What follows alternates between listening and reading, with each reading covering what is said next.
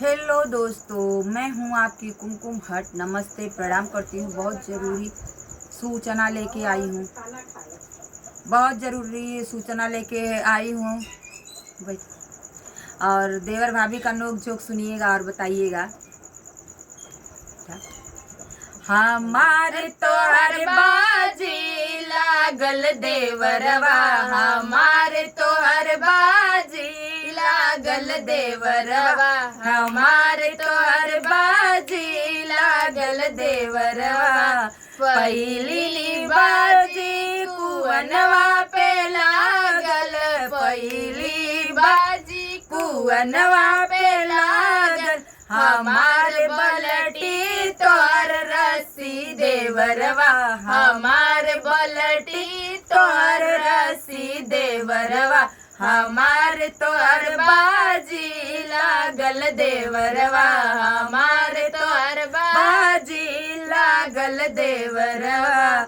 दूसरी बाजी सड़किया पे लागल, दूसरी बाजी सड़किया पे लागल, हमारे गुल्ली तोर डंडा देवरवा, हमारे गुल्ली तोर डंडा देवरवा, हमारे तोर बाजी लागल देवरवा, हमारे तोर बाजी लागल देवरवा।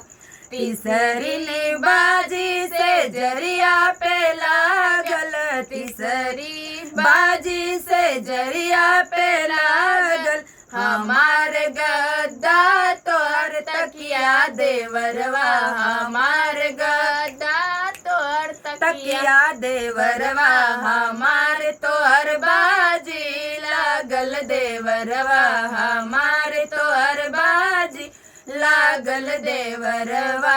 चौथी बाजी बगियावा में लागल, चौथी बागी बगियावा में लागल, हमार नेबू तोर डाली देवरवा, हमार नेबू तोर डाली देवरवा, हमारे तोर बाजी लागल देवरवा, हमारे तोर बाजी लागल देवरवा।